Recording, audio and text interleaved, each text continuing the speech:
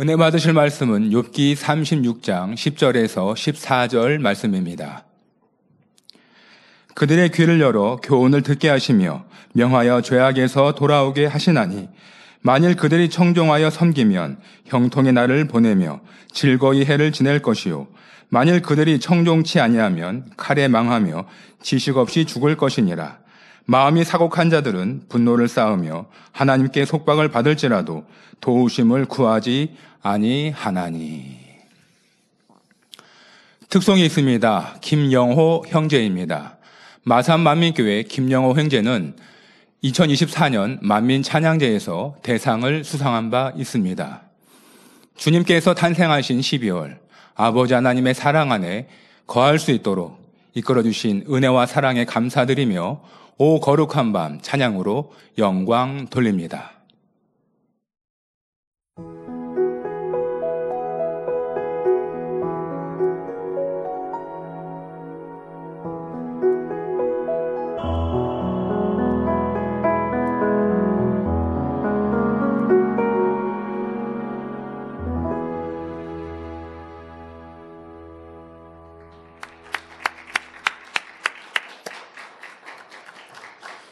사랑하는 당회장님께서 욥기 강의 106번째 하나님 말씀을 청종하자 제아의 말씀을 증거해 주시겠습니다. 특송으로 영광 돌려주신 김영호 형제님 감사합니다. 마산에서부터 오셨는데 행복하게 이렇게 오시고 또 특송으로 영광 돌려주셨습니다. 감사합니다. 사랑하는 성도 여러분, 지난 시간에 엘리후는 마치 자기가 하나님의 마음을 잘 알고 있다는 듯이 하나님을 빙자하여 욥을 훈계해 나갔습니다.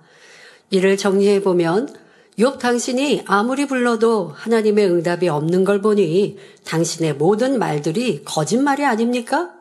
당신은 고아와 과부를 보살폈고 약한 자를 붙들어 주었으며 자칭 의인이라고 했지만 이제는 당신의 거짓된 실상이 드러났고 당신은 환난에 빠졌습니다. 하나님께서 당신의 허물과 교만한 행위를 알 수 있도록 역사하신 것이지요. 이렇게 말한 것입니다.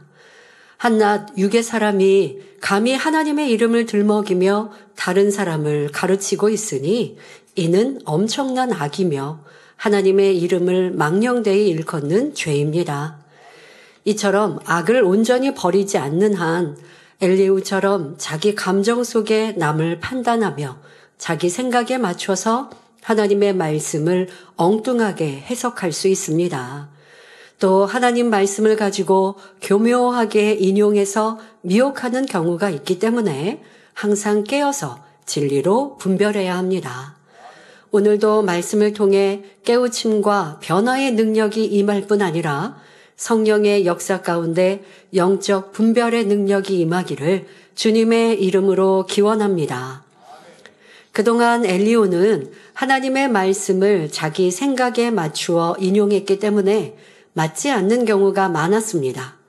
그런데 오늘 본문을 보면 엘리후가 진리에 맞는 말을 합니다. 욥기 36장 10절에 그들의 귀를 열어 교훈을 듣게 하시며 명하여 죄악에서 돌아오게 하시나니 했는데 여기서 그들이란 악한 사람들을 가리킵니다.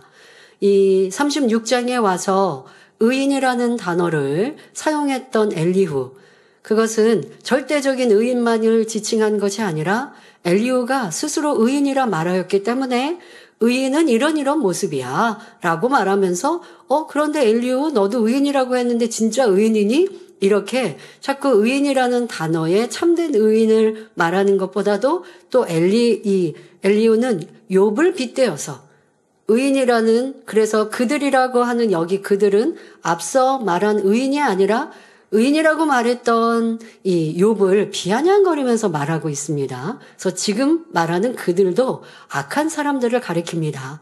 하나님은 그들의 귀를 열어 교훈을 듣게 하신다 했는데 이는 사람이 죄를 지었다고 해서 즉시로 비참하게 만드시는 것이 아니라 깨닫고 돌이킬 기회를 주신다는 의미입니다. 하나님께서는 자녀들에게 육신의 일, 생각으로나 마음으로 짓는 죄가 있다고 해서 징계하지는 않으십니다. 육체의 일을 행했을 때, 그러니까 그 안에 있는 죄악이 행함으로 드러났을 때 징계하시는데 이때도 처음부터 혹독하게 징계하지는 않으십니다. 그러면 육신의 일, 마음에 죄성이 있고 악이 있고 그래서 마음으로 미워하는 육신의 일을 행하면 징계하지 않으신다고 했는데 그런데 저는 연단이 왔는데요? 라고 생각하실 수 있습니다만은 여기서 말하는 징계라고 하는 것과 또 연단과 또 이런 차이는 분명히 있습니다. 지금 말하는 징계라고 하는 것은 여러분들에게 어떤 현실적으로 화가 임한 것을 말하는 것이고요. 연단 안에는 사실 이제 우리가 마음의 연단도 있고 그런데 지금 우리가 보고 있는 욥은 육체 일을 행한 것은 아니나 현실적으로 이렇게 징계와 같은 연단을 하십니다. 보통은 그래 하지 않으신다는 거고요. 그러나 욥은 지금 육체 일이 드러난 것은 아닌데도 연단을 가하실 때 육체 일이 드러나고 있잖아요. 육체 일이 드러나니 계속하여 징계를 받고 있는 것이고, 그러니까 마음 안에 있는 이러한 육신의 일들이, 생각 속에 있는 육신의 일들이 때로는 연단을, 징계를 가하셔서 육체 일이 드러난다면 그는 결국 육체 일을 행할 수 있는 사람임을 또 깨닫고 그로 인해 버리게 하시지만 보통은 육체 일을 행할 때는 이제 징계가 임하고 그렇지 않는 마음의 생각 속에 있는 육신의 일은 이제 마음의 공고함이라든가 아니면 내 삶 속에서의 불통한 일들 이런 거를 통해서 깨우치고 깨닫게 하시기 나름입니다. 그런데 또 특별히 사랑하시는 이에게는 마음의 연단이 현실적으로 이런 징계와 같은 일들로 욥처럼 나옴으로 자신을 더 깊이 깨닫게 하시는 이러한 일들이 있는 이러한 차이가 이렇게 그때그때마다 좀 이렇게 연단을 하나님께서 사람마다 환경마다 달리 하신다라고 하는 것으로 이해하시면 좋겠습니다. 자, 그런데 육체 일들이 나올 때는 징계를 하시지만 처음부터 막 강하게 하시는 것은 아닙니다. 징계를 하시기 전에 먼저 성령의 탄식으로 마음의 공고함을 느끼게 하시는 등 먼저 여러 가지 방법으로 깨우쳐 주시죠. 그런데 그래도 돌이키지 않으면 그제사 징계하시고 그래도 듣지 않고 거듭 범죄하면 점점 더 무거운 징계를 허락하십니다. 만일 죄에서 돌이키지 않으면 사망의 길로 갈 수밖에 없기 때문에 그냥 나 몰라라 하지 않으시는 것입니다. 그냥 어느 정도만 훈계하시지 어느 정도 훈계해도 변화가 안 되고 죄에서 돌이키지 않으니 점점점 또 그 혹독하게 가하실 수밖에 없는 거예요. 조금 약하게 연단하시거나 징계하시면 깨우치지 못하니 책찍질 하는 것이 더 강도가 세질 수밖에 없는 것은 그것은 사랑입니다. 부모가 자녀를 진정 사랑하면 잘못에 대해 권면과 훈계를 하듯이 하나님께서도 자녀들을 사랑하시기 때문에 무조건 용서만 하시지 않고 필요에 따라 징계를 허락하시는 것입니다. 히브리서 12장 11절부터 13절에 무릇 징계가 당시에는 즐거워 보이지 않고 슬퍼 보이나 후에 그로 말미암아 연달한 자에게는 의의 평강한 열매를 맺나니 그러므로 피곤한 손과 연약한 무릎을 일으켜 세우고 너희 발을 위하여 곧은 길을 만들어 저는 다리로 하여금 어그러지지 않고 고침을 받게 하라 말씀하십니다. 그러므로 혹 징계가 임하면 낙심하지 말고 죄에서 돌이켜야 하겠습니다. 그러면 본문 욥기 36장 11절에 만일 그들이 청종하여 섬기면 형통이 나를 보내며 즐거이 해를 지낼 것이요 말씀한 대로 하나님께서는 죄를 용서하시고 다시 싸매주시며 회복시켜 주십니다. 뿐만 아니라 마음의 기쁨과 평안을 주시며 형통한 길로 인도해 주시지요.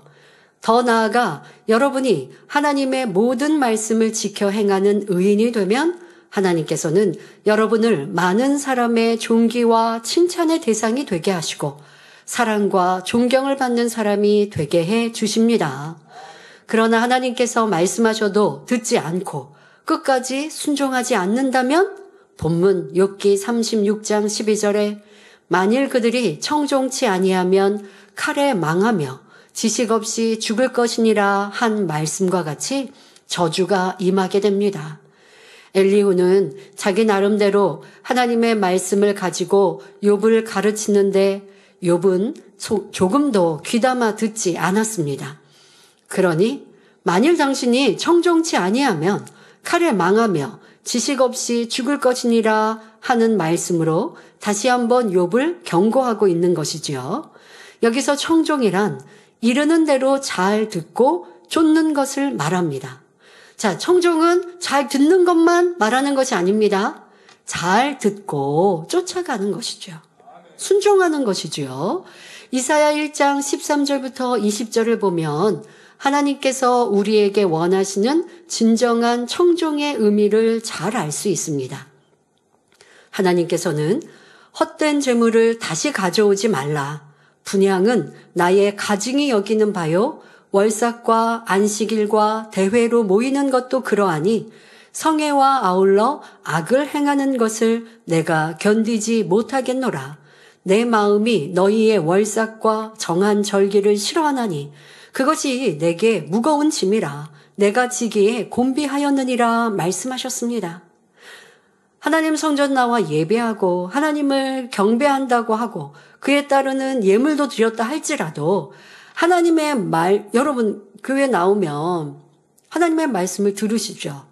이걸 우리가 쉽게 말하면 나는 하나님 말씀을 청종했는데요 라고 생각하시는지 모르겠지만 하나님은 그러하지 않는다는 거예요. 내 앞에 나와 예배하고 내 앞에 나와 경배하면서 악을 함께 행하니 하나님은 싫다 하시는 거예요. 그거는 나의 말에 청종하는 것이 아니라 하시는 것입니다. 우리가 악한 행동을 하면서 드리는 예배나 제물은 가증하게 여기시며 너무 싫어서 견디지 못하겠다고 말씀하고 계시는 것입니다. 내가 하나님께 나오는 것을 하나님이 싫어하신다고 하시는 거예요. 그러니 진정으로 하나님의 말씀을 청종한다면 악에서 떠나야 합니다.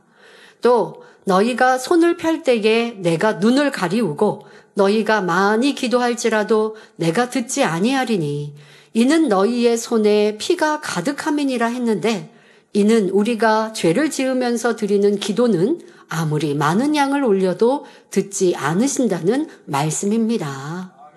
이어서 너희는 스스로 씻으며 스스로 깨끗게 하여 내 목전에서 너희 악업을 버리며 악행을 그치고 선행을 배우며 공의를 구하며 학대받는 자를 도와주며 고아를 위하여 신원하며 과부를 위하여 변호하라 말씀하셨습니다.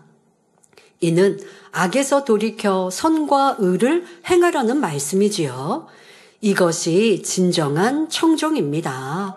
그렇게 할 때 너희 죄가 주원 같을지라도 눈과 같이 희어질 것이요 진홍같이 붉을지라도 양털같이 되리라 하셨습니다.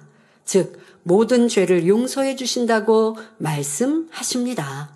뿐만 아니라 너희가 즐겨 순종하면 땅의 아름다운 소산을 먹을 것이라고 축복의 말씀을 하십니다. 우리가 하나님의 말씀을 청종하여 귀담아 듣고 그 말씀대로 따라 행할 때 하나님의 약속된 축복이 임하는 것입니다. 자, 반대로 너희가 거절하여 여러분들이 하나님의 말씀 거절해 보신 적 있으십니까? 없는 것 같아요. 말씀을 들으면서 그거 틀려요. 그런 적 없으니까. 나 하나님 말씀을 거절한 적 없는데요. 하시겠습니까? 아니요. 그 말씀을 지켜 행하지 않는 것이 거절하는 것이에요. 자, 너희가 거절하여 배반하면 칼에 삼켜우리라.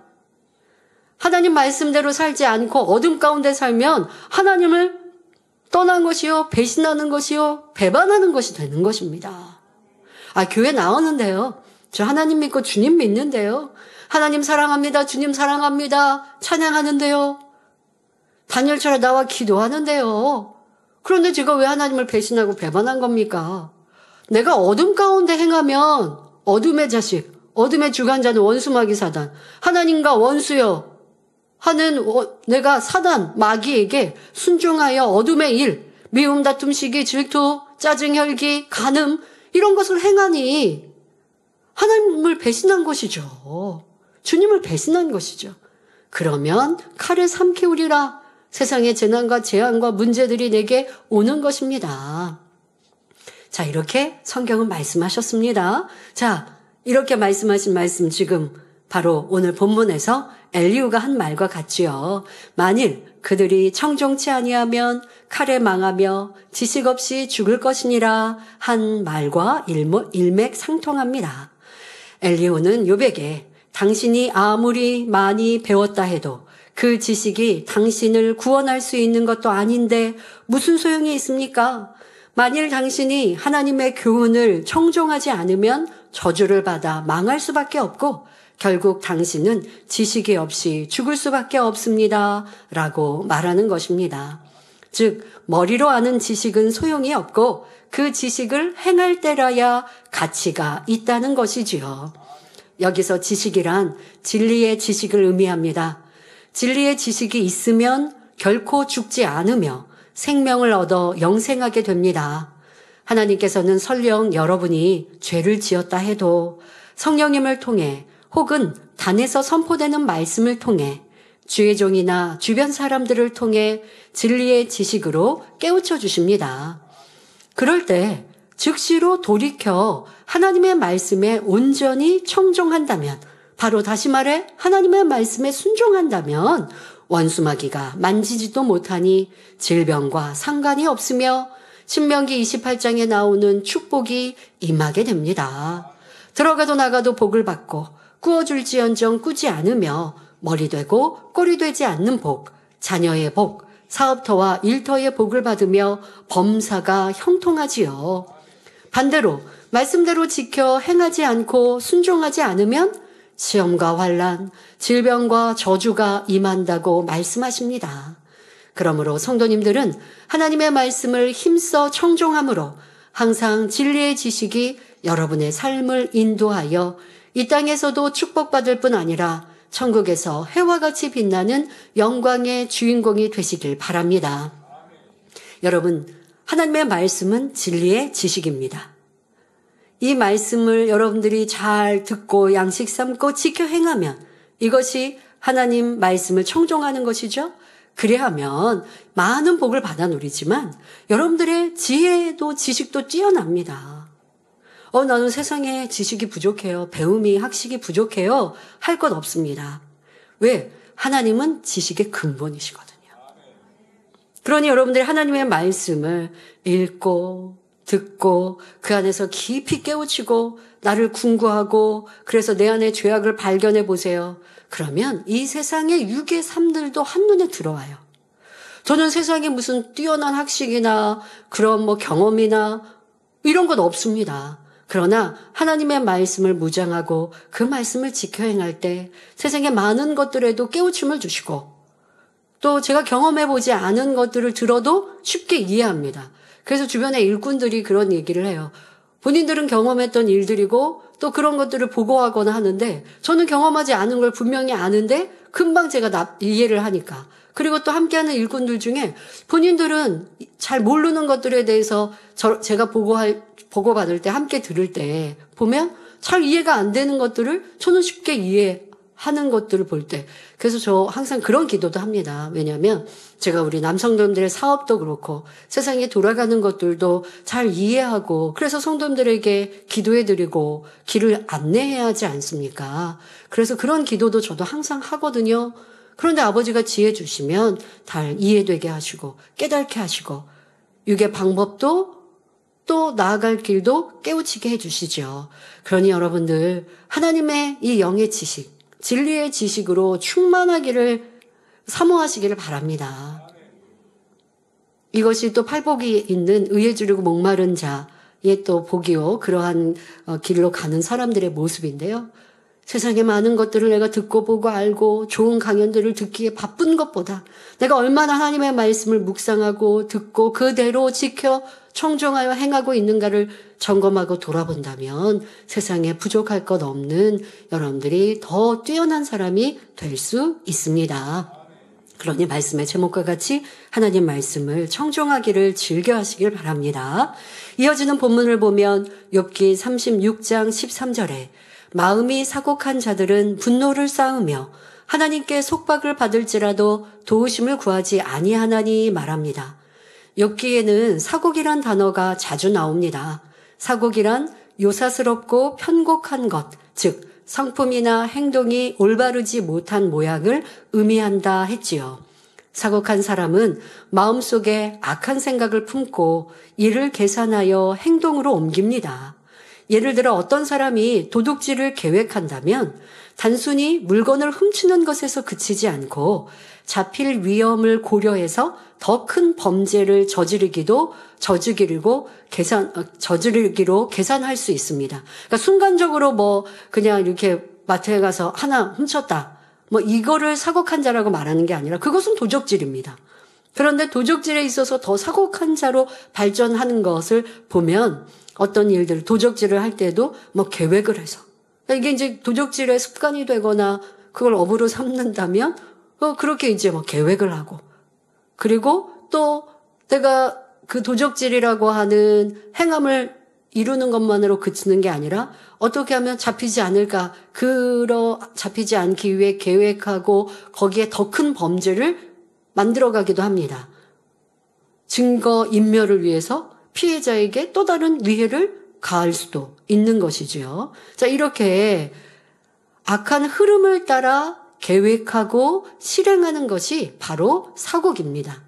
그러니까 순간적인 감정으로 악을 행했다. 행함으로 육체를 행했다. 이걸로 사곡한 자라는 게 아니라 자기 안에 악이 있고 그 악을 행해 나아가기 위해서 이렇게 계획하고 저렇게 계획하고 이러면 내가 이렇게 해야지 하면서 점점점 어떤 하나의 그 죄만이 아니라 그 다른 것들에 대해서도 준비하고 또 생각하고 미리 미연에 준비하는 이러한 모습을 사곡한 자라 하는 것입니다. 원로 목사님께서는 이것을 노래가 만들어지는 과정에 비유하여 설명해 주셨습니다. 노래 한 곡이 만들어지려면 먼저 가사가 준비되어야 합니다. 어떤 것은 곡조부터 만들고 가사를 입히는 경우도 있지만 보통 이제 가사를 만들고 그 가사에 맞추어서 곡을 쓰기도 하죠. 가사는 노래의 분위기와 흐름을 결정합니다. 작곡자는 가사를 바탕으로 멜로디를 구성하고 가사에 맞는 음정과 리듬을 만들어내지요. 여기서 가사를 악에 비유한다면 먼저 가사가 딱 주어지는, 그러니까 사람에게 악이 있다. 악에 비유한다면 이 악도 흐름을 따라 계획되고 실행되는 것입니다. 즉 악의 흐름을 만들어가는 것이 사곡이며 바로 그 흐름을 계획하고 진행시켜 나가는 사람이 본문에서 의미하는 사곡한 사람입니다. 예를 들어 시기 질투라는 악이 발전하여 상대에게 해를 끼치는 투기로 나오는 것은 바로 사곡한 사람의 열매라 할 수 있지요. 사울왕이 다윗을 시기하는 마음이 점점 큰 악으로 발전해가는 과정을 보면 사곡한 행동이 무엇인지 잘 이해할 수 있습니다. 사울왕은 처음에는 다윗을 사랑했지만 다윗이 백성들로부터 찬사를 받자 시기하는 마음이 생겼습니다. 이 시기가 점점 투기로 발전하여 결국 다윗을 없애려는 악한 계획을 세우기 시작했지요.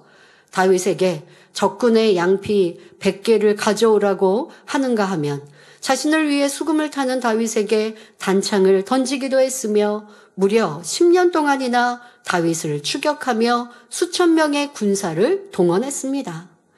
사울왕의 생각과 행동은 엄청난 악의 흐름에 따라 계획되고 진행되었으니 얼마나 사곡한 모습입니까? 이처럼 마음이 사곡한 자들은 악을 자꾸 쌓아가며 그로 인해 분노를 쌓아갑니다. 그런데 이런 사람들은 자유가 없는 죄의 속박을 받게 됩니다. 자기 스스로 막 죄를 계획하고 그리고 악이 점점점 커지니까 나는 무슨 내 마음대로 하는 것 같고 자유인인 것 같습니까? 사실 그는 죄의 어둠에 사로잡혀 있는 사람들입니다. 그러니 저주가 임하고 환난도 겪게 되지요. 이는 진리 안에 거하지 않으므로 하나님께서 지켜주실 수 없고 원수마귀에게 속하여 당하는 괴로움입니다. 하나님께서 우리에게 저주하시고 얽어매시는 것이 아니라 사람이 죄의 종이 될 때 원수마귀가 죄를 지은 사람을 괴롭히는 것입니다. 그런데 하나님께 속박을 받는다 표현했지요. 자, 그 이유는 인간 경작의 섭리 속에 어둠의 주관자에게 권한을 주신 분도 하나님이시며 영계의 법을 세우시고, 영계의 법은 뭐예요? 누군가에게 순종하면 그 종이 되는 것. 죄에 순종하면 죄의 종이 되는 것. 사람이 죄를 지으면 죄의 주관자인 원수마귀 사단의 종로로 되는 것. 사람이 의를 쫓고 진리를 쫓아가면 의의 종이 되는데, 의를 주관하시는 분은 하나님이시요. 하나님의 종이 되면 하나님의 자녀로서 복을 받는 것. 자, 이러한 영계의 법을 세우시고 그대로 행하시는 분이 하나님이시기 때문에 지금 하나님께 속박을 받는다라고 표현하고 있는 것입니다. 그러니까 여러분들이 죄로 인하여 어려움을 당할 때 원수마귀 사단이 그 어려움을 가져다 주는 거예요. 그런데 그 모든 것도 하나님께서 보시고 안타까워하시고 또 하나님께서 정하신 법 안에서 움직여지는 것이지요. 그래서 다른 표현으로 하나님께 속박을 받는다라고 지금 표현하고 있는 것입니다. 그러니 죄로 인해 고통을 당하는 사람들은 우리의 아버지 되시는, 빛의 주관자 되시는 하나님께 나와야 하는데, 그런데 사곡한 자들은 하나님께 도우심을 구하지 않는다고 엘리후는 말하고 있습니다. 그렇다면 엘리후는 왜 이런 말을 하는 것일까요? 여기서 사곡한 자란 엘리후가 욥을 가리켜 하는 말입니다. 욥은 친구들과 엘리후가 악을 지적해도 들으려 하지 않고 오히려 하나님과 논쟁하려 했습니다.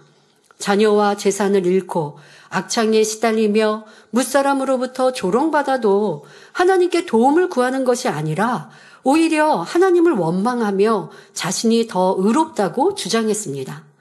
하나님께 빌어도 부족할 터인데 오히려 하나님을 대적하며 따지고 있으니 엘리후가 볼 때 욥은 너무나 악한 사람이었던 것입니다.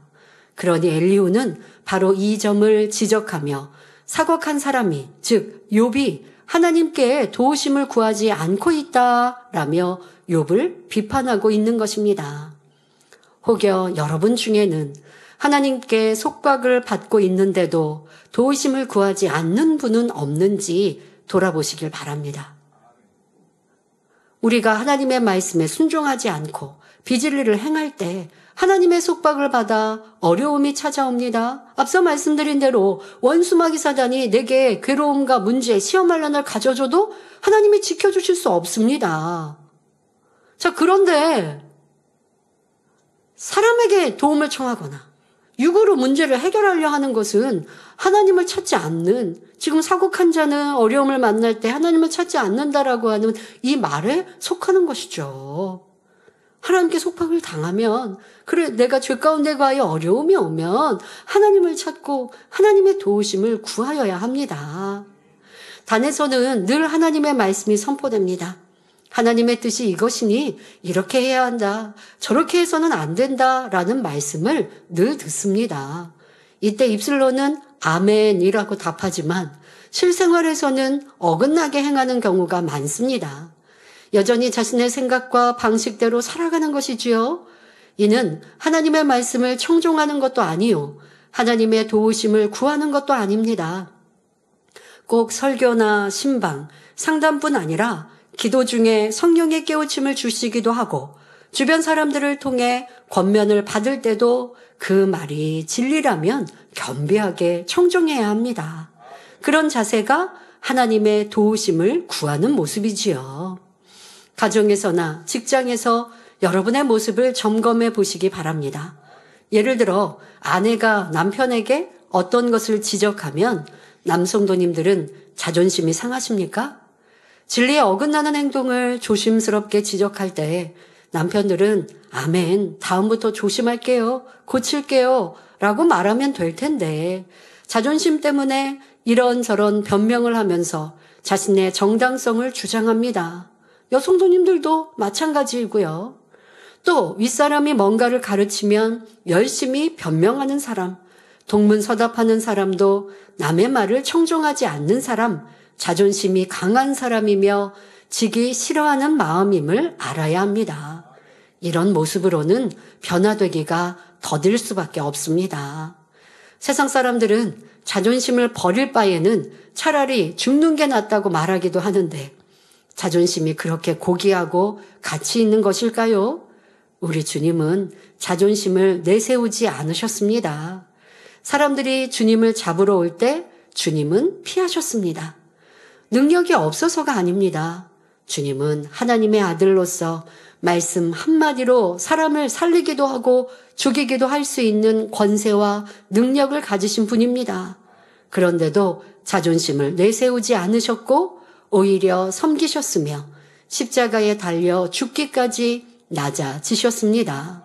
십자가에 자신을 못 박는 사람들을 위해 아버지여 저희를 사하여 주옵소서 자기의 하는 것을 알지 못함이니이다 라고 기도하셨지요. 이렇게 죽기까지 자기를 낮추시며 하나님 말씀에 순종하신 결과 주님은 부활의 첫 열매로 나와 하나님의 보좌 우편에 앉으셨으며 만왕의 왕 만주의 주가 되셨습니다. 이것이 진정한 권세입니다. 길이요 진리요 생명 되시는 주님은 우리에게 자존심을 가지고 있으라고 가르치지 않으셨습니다. 오히려 자존심을 버리고 낮아져서 섬기며 온유하고 참으라고 가르치셨지요. 이러한 주님의 가르침을 따르는 사람이 진정으로 큰 사람입니다. 바보여서가 아니라 마음이 넓고 상대보다 더 크기 때문에 양보하고 섬기며 져주는 것입니다. 주님의 마음을 닮아가는 사람은 상대가 무시하며 혈기를 내도 웃으며 받아 넘기거나 이해하고 용서합니다.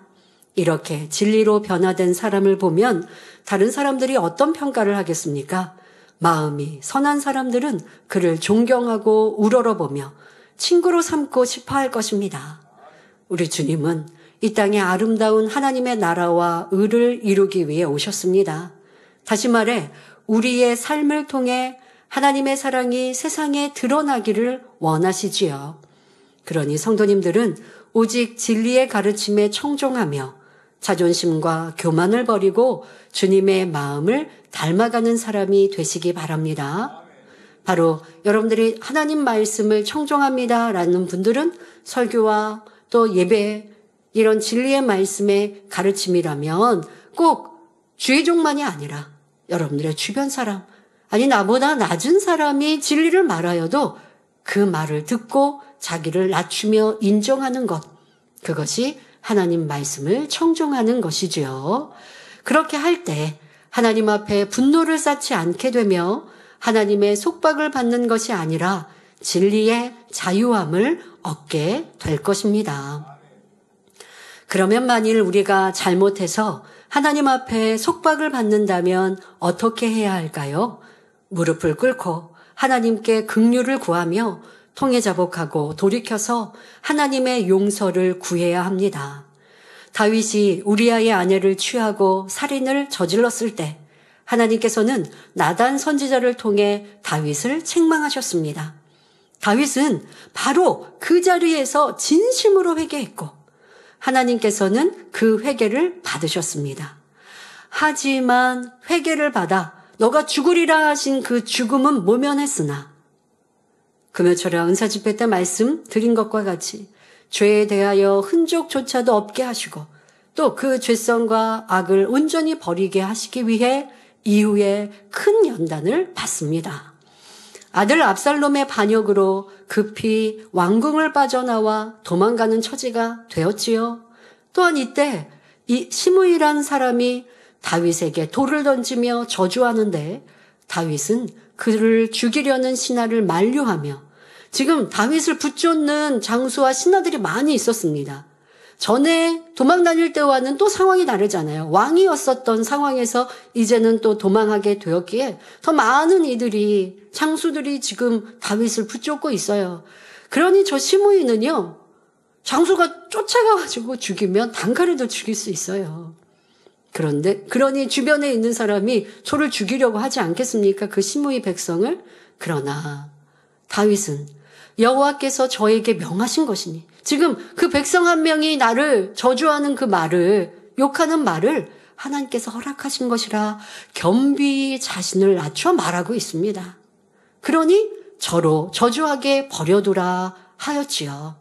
다윗은 이처럼 연단이 왔을 때 누구를 탓하지 않고 이를 통해 온전케 하실 하나님을 바라보며 철저히 자신을 낮추며 끝까지 감사함으로 받았습니다. 그 결과 하나님 앞에 더욱 사랑받고 인정받는 온전한 그릇으로 나오게 되지요. 이것이 바로 진정한 회개의 마음이며 겸비한 자세입니다. 이것이 진정 하나님의 도우심을 구하는 것이지요. 우리도 이러한 겸비한 마음을 가져야 합니다.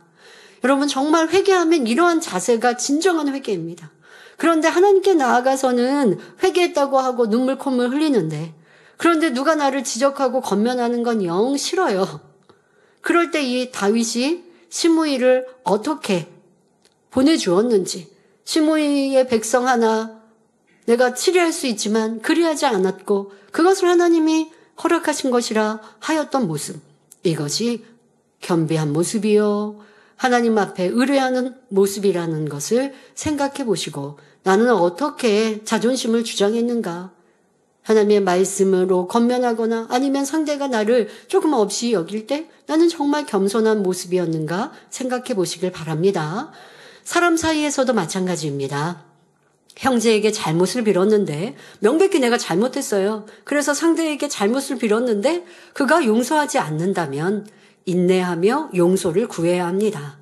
마태복음 5장 23절부터 24절에 예물을 제단에 드리다가 거기서 내 형제에게 원망 들을 만한 일이 있는 줄 생각나거든 예물을 제단 앞에 두고 먼저 가서 형제와 화목하고 그 후에 와서 예물을 드리라 말씀하셨습니다. 그러므로 진정 잘못을 뉘우치는 마음이라면 그 형제가 용서할 때까지 계속해서 용서를 구해야 합니다. 때로는 그 형제가 오해와 감정이 쌓여서 단호하게 거절할 수도 있습니다. 이때 자기 아니면 나한테 다른 친구가 없나 하며 돌아선다면 참으로 잘못을 뉘우치거나 용서를 구하는 마음이 아니지요.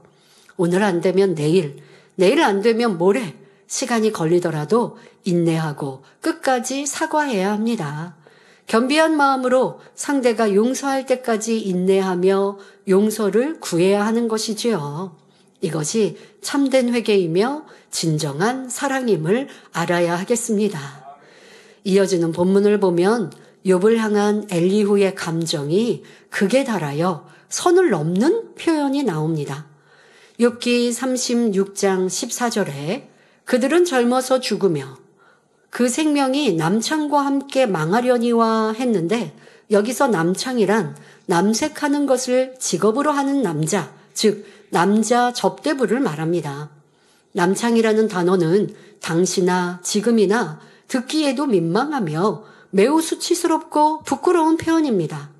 그런데 엘리후는 욥을 남창에 비유하여 이런 사람은 자기 명대로 살지 못하고 요절할 것이며 남창과 함께 망할 것이라 라고 저주하고 있습니다.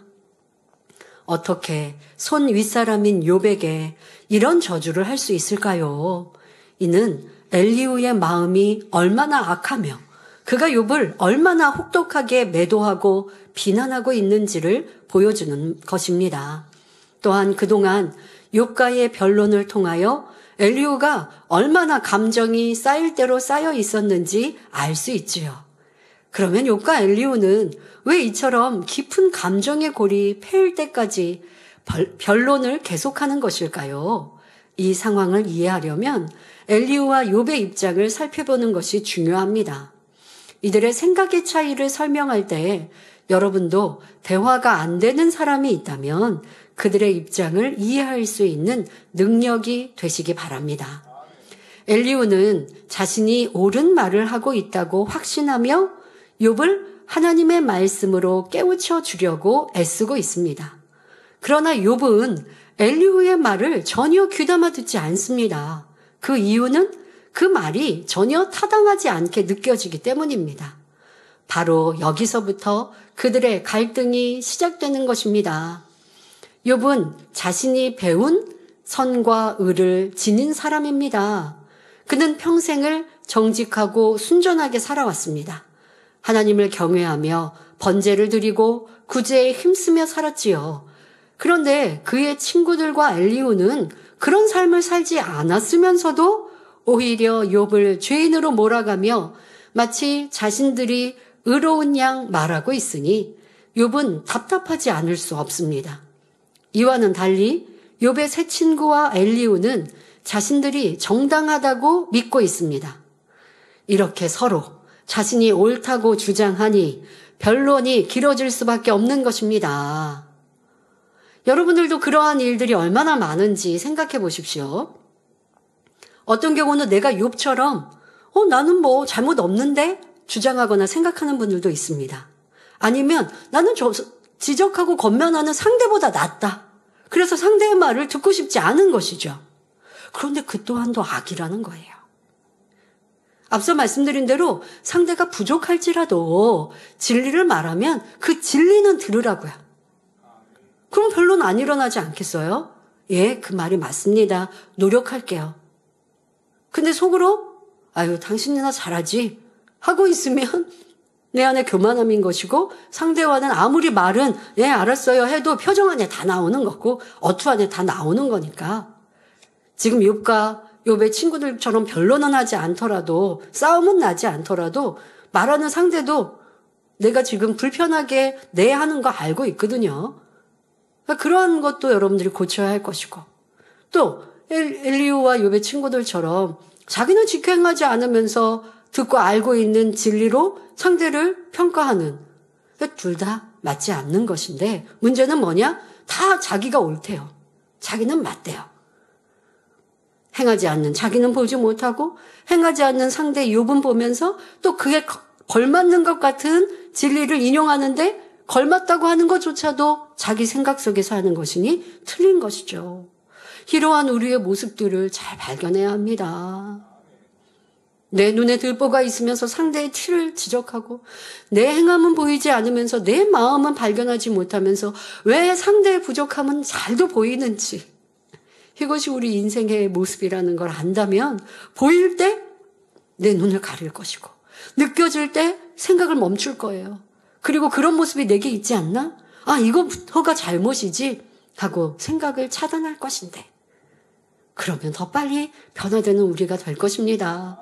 성도 여러분, 지금 이 욥과 엘리후, 욥의 친구들 이렇게 서로 옳다하고 그러니 상대의 말을 듣지 않는 이러한 상황은요. 육을 여전히 버리지 않는 한 모두가 겪을 수 있는 일입니다.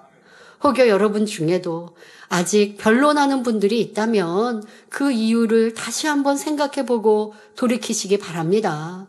사람은 태어나면서부터 부모, 형제, 학교, 친구, 그리고 다양한 환경을 통해 보고 듣고 경험하며 지식과 교양을 쌓아갑니다. 각자가 배운 지식과 교양은 다르며 삶의 판단 기준도 다릅니다. 또 사람마다 느끼는 감정도 다르기에 자신에게는 좋게 보이는 것이 상대에게는 나쁘게 보일 수도 있습니다. 이러한 차이로 인해 종종 다툼과 변론이 일어나지요. 이는 대부분 자신의 생각이나 주장이 옳다고 주장하기 때문입니다. 말 그대로 여러분 자주 말씀드립니다. 자기의 생각을 자기가 옳다고 생각한단 말이에요. 우리는 내가 느끼는 게 맞다고 느낀단 말이에요. 그런데 그렇지 않다라고 하는 걸 느끼고 알아야 변화가 빠릅니다. 이게 여러분들이 굉장히 중요한 부분. 너무나 자주 말씀드리지만 왜 욥과 욥의 친구들이 이렇게 긴 말씀 안에서 계속 옳다 주장하는데도 깨닫지 못하는 모습을 보니 답답한데 내가 60년 살고 70년 살고 80년 살았으면 내가 그런 사람이었다라고 우리가 인정할 때 바사삭 깨어질 수 있습니다. 그럴 때 진리로 나를 분별하고 정확한 진리로 나를 분별할 때야 상대가 보이는데 그럴 때는요 상대의 잘못된 것을 보기보다 안타까이 바라볼 수 있는 선과 사랑의 눈이 되지요. 자, 우리는 진정으로 선하고 옳은 분은 오직 하나님 한 분뿐이며 하나님과 하나이신 예수 그리스도의 가르침만이 진리임을 알아야 합니다. 만약 사람이 태어나면서부터 진리로만 가르침을 받고 진리 안에서 살아간다면 주님의 마음을 닮아 모두와 화평할 수 있습니다. 그러나 태어나면서부터 오직 진리만을 가르침받은 사람은 아무도 없습니다. 예를 들어 예수님은 오른뺨을 때리면 왼편도 돌려대라 말씀하셨습니다. 그러나 사람들은 누가 자신을 때리면 되갚아주는 것이 정당하며 용기 있는 행동이라고 여기고 그렇게 가르치기도 합니다. 또한 예수님은 섬기라, 희생하라, 낮아져라, 용서하라 가르치셨지만 유괴 사람들은 남이 잘 되는 것을 함께 기뻐하지 못하며 상대에게 머리 숙이는 것을 자존심 상해합니다. 이로 인해 다른 사람과 화평을 이루지 못하는 모습을 볼 수 있지요. 이처럼 몇 가지 예를 통해서도 세상에서 옳다고 여기는 생각과 이론이 온전치 못하다는 사실을 알 수 있습니다. 이러한 것을 바탕으로 형성된 각자의 이론이나 사고방식, 양심이 다르기 때문에 서로 간의 변론과 다툼이 일어나는 것이지요. 따라서 우리는 무엇이 옳고 그른지 진리 안에서 잘 분별해야 합니다. 그리고 내가 옳은 것을 말하여도 그것을 주장하는 것 자체가 고쳐야 될 일이라는 거예요. 옳은 것을 상대에게 자꾸 가르치려고 하는 자체가 다툼을 불러일으킬 수 있으니 이것이 내가 옳은 것을 옳다라는 것이 틀렸다는 게 아니에요. 옳은 것을 말하는 것은 바른 것인데 그거를 주장해서 상대를 가르치려고 하는 자세가 잘못되었다는 것이죠. 그러다 보니 옳은 것을 가르치는 게 옳지 않은 것이 될 수 있다는 거. 자, 이런 것을 깨달아야 합니다. 그렇게 하는 사람은 바로 사도 바울이 나는 날마다 죽노라 고백한 것처럼 날마다 자기를 깨트리고 모든 빚을 일을 온전히 벗어버림으로 주님을 닮은 영과 온영의 열매로 신속히 나올 수 있습니다. 결론을 말씀드립니다. 사랑하는 성도 여러분, 마태복음 15장 18절에 입에서 나오는 것들은 마음에서 나오나니 말씀한 대로 사람의 말은 인격의 표현이며 마음을 비추는 거울과 같습니다. 마음이 깨끗하고 선하면 말과 행실도 항상 깨끗하고 선한 향을 바라게 되지만 마음이 더럽고 악하면 말과 행실도 아름다울 수 없습니다. 나름 지식이 있고 교양을 갖춘 사람도 변론 끝에 악한 말이 나오기도 하고 감정이 쌓인 채로 흥분하다 보면 말이 거칠어지는 것을 볼 수 있습니다. 이는 결국 그의 마음에 악하고 거친 속성이 남아있다는 증거이지요. 그러나 우리가 하나님 말씀에 청종하여 악은 모양이라도 버리고 오직 마음 가득 선과 진리로 채운다면 어떤 상황에서도 선한 말이 나오게 됩니다. 에베소서 4장 29절에 무릇 더러운 말은 너희 입 밖에도 내지 말고 오직 덕을 세우는 데 소용되는 대로 선한 말을 하여 듣는 자들에게 은혜를 끼치게 하라 말씀하셨습니다.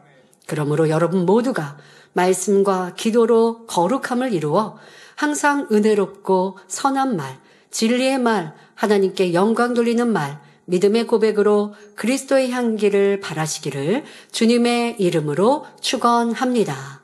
오늘은 총회가 있기 때문에 조금 더 일찍 말씀을 마쳤습니다. 말씀 상고하시면서 함께 기도하겠습니다. 좋으신 아버지 하나님 감사합니다. 우리 성도님들이 이제 하나님의 말씀, 진리의 말씀을 청종하기를 힘쓰게 하여 주옵소서.